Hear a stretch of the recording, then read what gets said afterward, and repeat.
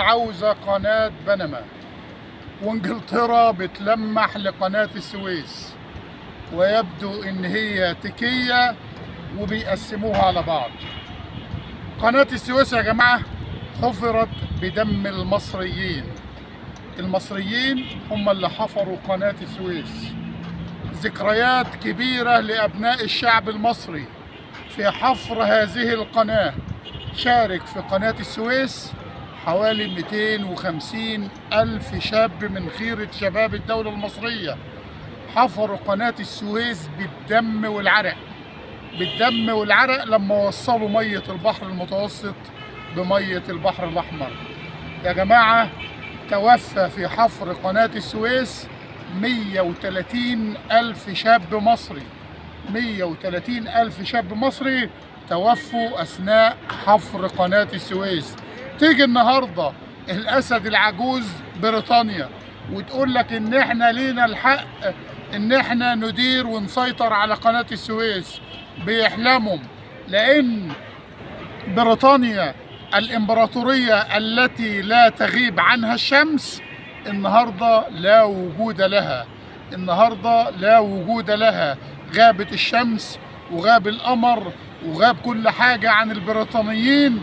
جايين النهاردة يقول لك قناة السويس. قناة السويس حفرت بدم المصريين.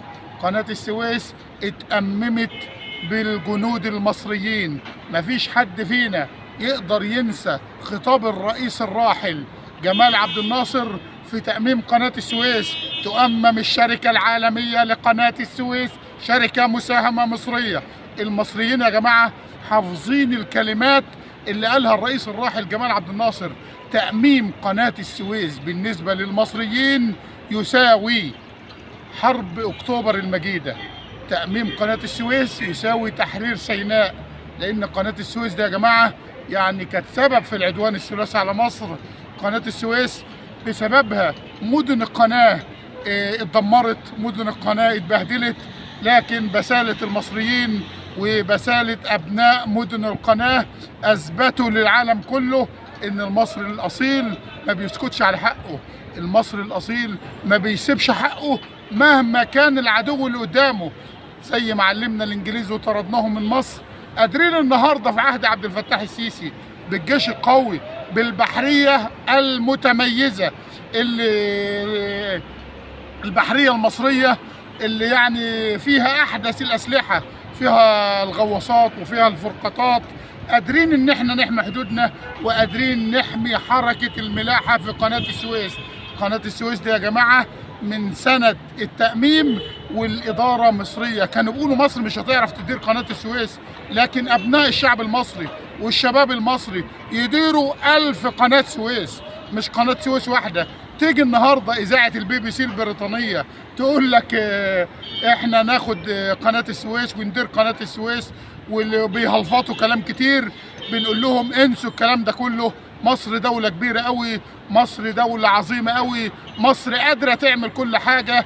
انت في عصر السيسي يا جماعة، انت في مصر الجديدة، انت في المحروسة. ما تعبرش اي حد وما تخافش من اي حد، واي حد يتكلم كلام هو المسؤول عنه. لكن علشان تقرب، اللي عاوز يجرب يقرب، اللي عاوز يجرب ويشوف قوة الجيش المصري يقرب من اي اماكن، من اي مكان في مصر.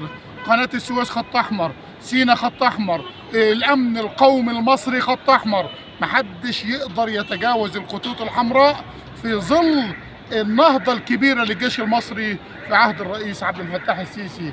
بنقول للمصريين اطمنوا، قناة السويس مصرية 100%، وهتظل وستظل مصرية إلى أن يرث الله الأرض ومن عليها.